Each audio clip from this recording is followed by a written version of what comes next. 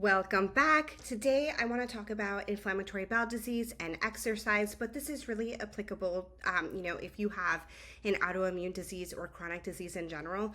We all pretty much have the same struggles when it comes to feeling fatigued, feeling exhausted, and exercise. And so I just want to give you some tips and tricks that have helped me with exercise. I wish I could say that I have been consistent, but I have two children. I am a full-time grad student and it is just exhausting. But I know that if I don't exercise and move my body, I end up suffering on the back end. And so I've just started working out again. I started last week, 3 days a week, Monday, Wednesday, Friday. And this week I have worked out Monday, Tuesday, Wednesday, and I am so tired. So tired today. My legs are toast, but I'm going to keep going because I know that it is important for overall health and wellness. And so basically, if you have an autoimmune disease and you are too exhausted to exercise, try and do one thing a day, even if that is just going outside and going for a 10-minute walk. Ideally, if you can do 30 minutes a day, that's the ideal number, but it doesn't have to be all at the same time. So that could mean you eat breakfast and then you go for a 10-minute walk. You eat lunch and then you go for a 10-minute walk. You eat dinner and then you go for a 10-minute walk, or you can break your walks up into 5-minute segments. If you have an exercise bike at home, you can spin very lightly. It doesn't have to be intense exercise and you don't have to sweat to move your body. I think that's a common misconception that we feel like we have to, go all out or do a hard workout or do a HIIT workout or CrossFit or, have an intense like cycling session, but that really, it doesn't have to be that way. And in fact, if our bodies are in a flare, intense exercise may be detrimental because exercise by its nature is inflammatory. And it's important for you all to realize that inflammation is not a bad thing. Too much inflammation is a bad thing, right? And so when you exercise, your muscle breaks down.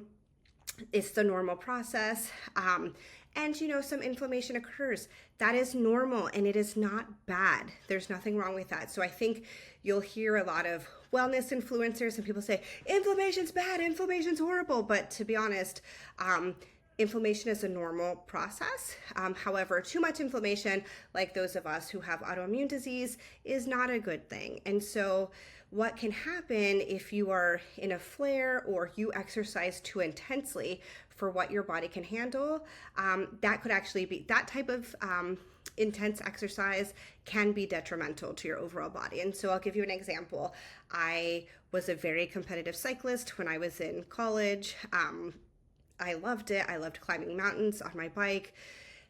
And I used to race and I would win races and I was used to that. And then I got sick with IBD, but I refused to let my IBD get the best of me. So I still enrolled in road races and it was really rough for me to realize that my body just couldn't sustain that type of exercise and I would get dropped from the pack. I was so slow and I was so frustrated with my body. I was like, what is going on with me? Like, this has never happened to me. But you know what? I'm not going to quit. I'm going to keep racing. I'm not going to let this disease get the best of me.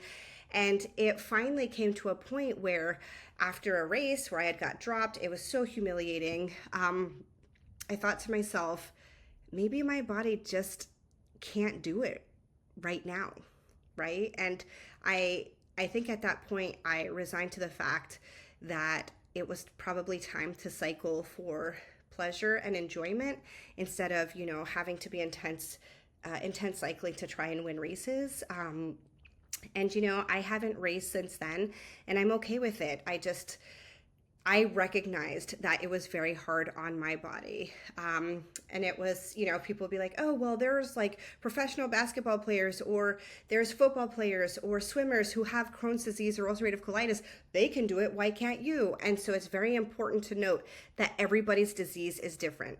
Though we may receive the same diagnoses as, Crohn's disease or ulcerative colitis, there are no two people with Crohn's disease who have the same exact disease pattern. There are no two people with ulcerative colitis who have the same exact disease pattern. Everything is different for each individual. We are so highly individualized because we are individuals. We're people. We're our own people. And so, if I compared myself to, say, a professional cyclist who had Crohn's disease, and I was like, well, she has Crohn's disease, she can do it, why can't I? Well, maybe my Crohn's disease is much more severe. Maybe she has mild Crohn's disease, or maybe she has severe Crohn's disease, but her body can do it. Again, we're all different, and we shouldn't compare ourselves to one another. We just have to accept our individual journeys. And my individual journey was my body could not sustain intense exercise. But because I'm always trying to push the limits and let's see what my body can do. I started riding after I had kids. I didn't really ride outside too much.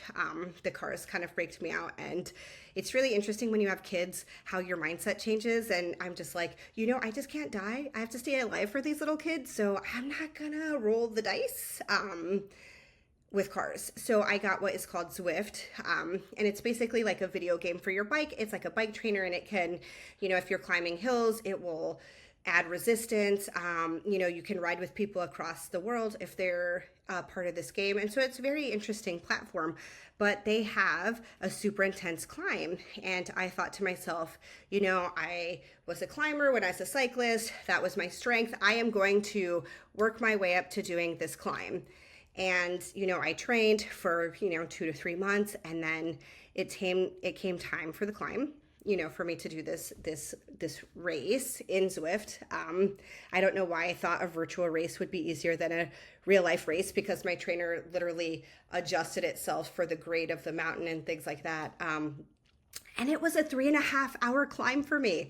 I felt strong, but I started getting pain in my lower back, and my abdominal area started cramping, but I was like, no, I've come this far. I am not going to quit. So I kept going. And by the end of the ride, I completed it, but I was so tired and I was in pain. My body hurt.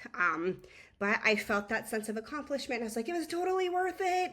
I did this. I'm back, baby. Yeah, no, I wasn't back, because I ended up in the hospital a week later. And, it was rough. I went to see my doctor because my abdominal area just wasn't feeling well. My back hurt. I just was feeling really off. And when she drew my labs, they just didn't look very good. And she thought, ooh, I don't know if you have pancreatitis. You need to go to the ER. And I was like, seriously? I don't want to go to the ER. It was during COVID. And also, if you've been a chronically ill patient and you have been in and out of the hospital, you get what I like to call hospital fatigue. You don't like going because you never know what you're going to get. I've had good nurses. I've had terrible nurses. I have had rooms by myself, and I've had rooms where I've had to share with pretty crazy people. So I had no desire to go to the hospital. But I went, and I was in a bed in the hall, and it was crazy because there was cops guarding I was out in the hall because there were no beds, and there were cops. I totally digress, but this is all part of the story. They were guarding this room, and then this guy walks out, and he looks like a complete sociopath, and he looks at me, and I was like, this is why I don't like coming to hospitals. But long story short, my body was just, I didn't have pancreatitis. My body was just exhausted from the physical exertion. And it took me probably 3 weeks to fully recover from that one ride. And so that really underscored to me that I need to take it easy and not push my body to the max, because it's not healthy. So for me, right, there are some, again, if you have, IBD or an autoimmune disease where you can be an extreme athlete, hey, good for you. I really wish I could do that. I can't. There's many of us who can't. And you know what? That is okay. You just have to accept it for what it is. It's not good. It's not bad. It doesn't suck. It just is what it is, right? So let's do what we can. So what can we do? So some of my favorite exercise things are yoga, obviously. Before I got diagnosed with IBD, I always thought yoga was foo-foo, ridiculous. Who does that? Because I was very hard, in my mind, I'm hardcore. Who does yoga? Yeah, the joke's on me, because yoga is pretty amazing. So you could do gentle flow yoga. You could do it at home. There's so many videos on YouTube. There is apps out there. And it really is good to get your body moving and stretching. Like I said, going for walks. You can break your walks up. You can break your yoga workups up. You don't have to do it all at the same time. And if all you can do is 5 minutes, then just do 5 minutes a day. At least it is something. Meditation and prayer is very powerful. Light cycling, light swimming, if you can do that.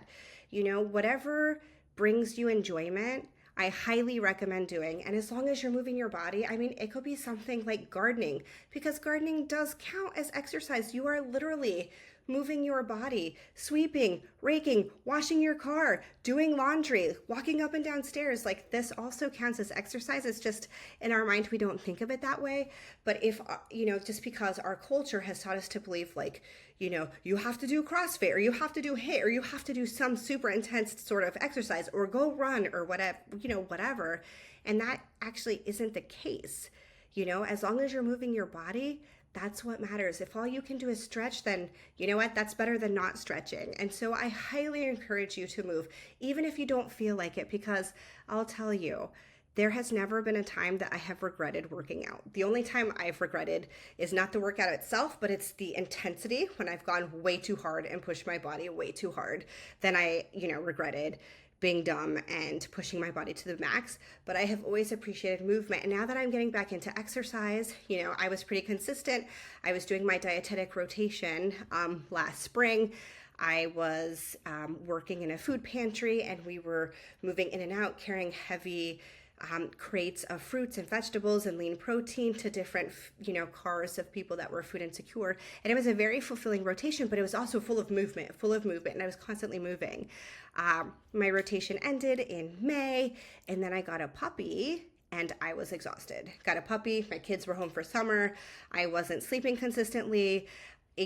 Raising a puppy is very hard. It turned out she was a working line, so she's actually a police, her entire lineage on her father's side, with the exception of her dad himself, is police canine. So she has different needs. So I quickly realized that she needs a job, and she literally has to work for everything. So every piece of kibble she ate as a puppy, at 4 months and over, like when I realized she was police canine lineage, working line, I was like, oh my gosh. But I was going outside and things like that, but I kind of stress ate. I got overwhelmed. I was tired, and my exercise kind of stopped there. Then I had an event that occurred unexpectedly, that kind of threw me off guard. This happened in early September, and working out was not a priority for me, but stress eating was. That was good. Like, this was my exercise, and yeah, that's not exercise.